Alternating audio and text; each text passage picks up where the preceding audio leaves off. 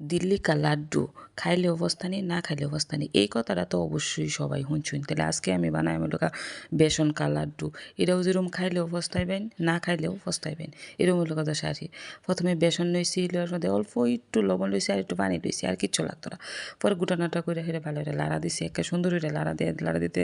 এই যে এরকম একটা স্মুথ একটা মানে গুলা বানাবেন আর কিচ্ছু লাগতো না পানি বেসন আর একটু লবণ পরে এই যে তেল দিয়ে হেরা করার মধ্যে এটা বাইজা লইম আর কি পরে বাইজা হেরা মানে যে কোনো শেপই দিতারেন আপনারা লম্বা গোল যে কোনো শেপের দিতারেন মানে এটা দেখতে দেখা যাইতেছে খারাপ ভালো এটা কোনো কিছু বিষয় না পরে যেরকম উল্টা পাল্টা একটু করা করে আর কি বাইজা লইবেন যে দেখা গেছে যে যাতে ভাজাটা খুব সুন্দর হয়ে হয় এটা অবশ্যই খেয়াল রাখবেন একটু কম জালে ভাজার চেষ্টা করবেন যাতে ভিতরে সুন্দর হয়ে হয় এমনিতেই কিন্তু একটু ভাজাটা হয়ে যাব পরে উল্টা পাল্টায় দেখুন একটু লাল লাল হয়ে গেছে পরে উঠায় রাখবেন আমি এরকম 2-3 বারে আর কি একটু বাজ্যা লইছি দেখুন কি সুন্দর দেওয়া যাইতেছে পরে সবগুলো ভাজা টাজা হয়ে গেলে পরে যাই উড়াইবেন উড়াইলে পরে একটু গরম মানে থাকবো তো একটু যাতে ঠান্ডা হয় ঠান্ডা হলে পরে যেরকম আবার ভাঙে গেলবেন ভাঙে হেরে পরে একটা ব্লেন্ডার জারের মধ্যে লই লইবেন যাতে মানে এটা আমি ব্লেন্ড করাম ব্লেন্ড করার সময় আবার একটা জিনিস খেয়াল মানে একেবারে পাউডার ব্লেন্ড না একবার আর একটু ব্লেন্ড করে যেরকম আমারটা যেরকম দেখা যাইতেছে না এরকম একটু জোড়া জোড়া থাকবো পরে অন্য একটা কড়াইয়ের মধ্যে আমি লইছি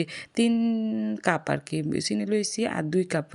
পানি লইছি লইয়া হেরে একটা শিরা বানাই আর কি পরে একটু ফুড কালার দিয়ে দিছি আমি তো আমনি করে দেখাই একটু কালারফুল হলে তো একটু ভালোই হয় আর একটু লেবুর রস দিয়ে দিছি যে ফুড কালারটাও যাতে কালারটাও সুন্দর থাকে এবং ওই লোকা যাতে ইয়াটাও শিরাটাও একেবারে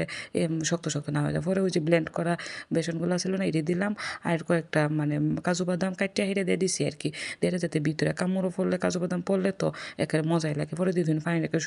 শুষে উঠতে পড়তেছে পরে এই সময় আমি হেরে উড়াই আছি দুদিন উড়াই হেরে পরে একটু ঠান্ডা করে নেবেন পরে হাতের মধ্যে একটু পানি দিয়ে হেরে মানে দেয়া হাইরা পরে আবার এতে তেল বা ঘি যে যেটা দেয়া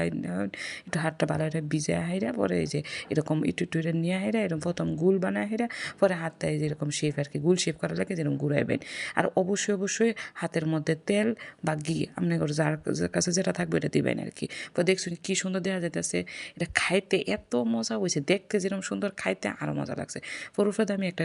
কাজু বাদাম দিয়ে দিছি একদম সেই স্বাদ